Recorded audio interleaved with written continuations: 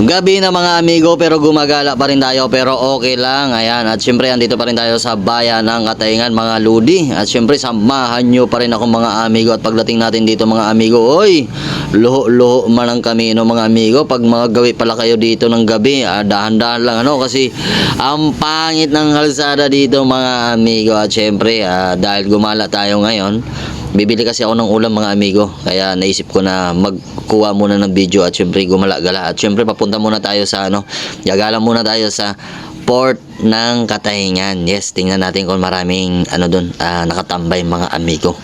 Ayan, kasi syempre alam naman natin 'di ba na ang port ng Aroroy ang ganda na. Ang port ng Mandaon napakaganda na.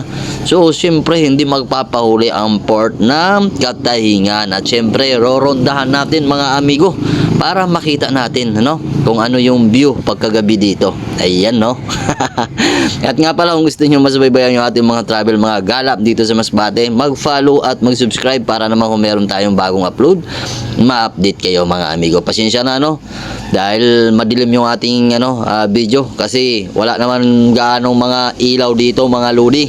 Ayan. So ang oras natin 6:30 mga amigo, pero laay na dito mga amigo. Yan, mingaw na. So andito na tayo sa port ng Katayngan. Wow, kita nyo naman, napakaganda mga ludi. Ayan, kung maganda yung port ng Aroroy at Mandaon dito sa bayan ng Katayngan, hindi magpapahuli. Kita nyo naman, may tinambak na agad na mga lupa dito mga ludi. Ayan mga buhangin. So ibig sabihin, papa-improve to mga amigo. Yay, grabe gani, papaayusan papagandahon na daw, lapad-lapad na yung mga ludi.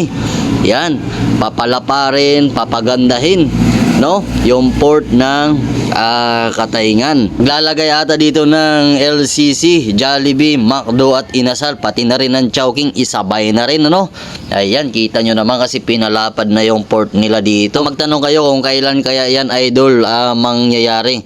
So mangyayari yan, pero ang uunahin muna, tatambak na lang muna ng lupa yan, kasi hindi natin may tatayo yan kung hindi muna tatambakan ng lupa. Kaya ayan, inunan muna nila, magtambak na lang muna ng lupa dito sa port ng Katayngan Ayan, so in-update ko lang kayo mga amigo kasi talagang napakaganda talaga ng project na to mga amigo. Ganyan galupit ang bayan ng Katayngan mga ludi. At hindi aabutan yan ng 20 years mga amigo, itatayo yan. Ayan, kita nyo naman. At pag natayo na yan mga amigo, ang daming tao na napupunta dito sa bayan ng Katayngan at magkakaroon pa ng napakalaking park dito mga ludi, kasi mag-i-extension pa yan dyan, kasi ang haba pa ng ng space na pwede mapaglagyan. Yung port ng Aroroy, port ng Mandaon, nako, walang sinabi yan pag nangyari to mga amigo. At baka magtanong kayo mga amigo, idol, sino bang nagsabi sa iyo niyan? Mga amigo, imahinasyon lang natin yan. Kung tutuhanin nyo, edi bahala kayo. Basta sa akin, katang isip lang yan mga ludi. Pero kung gagawin niya ng mayor, possible gaganda ang bayan ng Katayngan. Dadami ang tao, dadami ang negosyante, at dadaming pupunta dito mga ludi. Dadami ang dadayo. Yan, kasi kung isip-isipin nyo talaga, talagang gaganda talaga yung bayan natin, di ba? Yan. Kasi mahirap na, habang tumatagal, lalong napapag-iwanan. Hindi dapat ganon. Habang tumatagal, lalong gumaganda at nagna-number 1. Wow! So ayan mga amigo, punta na tayo sa merkado, bili na tayo ng ulam, dami na natin sinalita So dito na rin tayo sa public market nila mga amigo, pero hindi tayo papasok dyan kasi yan, one way. So doon tayo iikot sa kabila Ayan. At sa mga kaubayan natin Masbate nyo dyan, shoutout sa inyo, pati sa ating mga kaibigan Idol 9 Just Moto, Louie Labastida, Angelo Labastida, Miguel Grotas at Roel This is Vlog. Yan, mega shoutout. At kung gusto nyo magpa-shoutout mga idol, yan, comment below para sa next vlog. Shoutout kita. Ayan, at syempre sino ba yun? Yung nag-request ng kung maraming computer shop ba dito. Maraming computer shop dito idol, pero pag ganitong oras madalang na kasi gabi na mga lodi.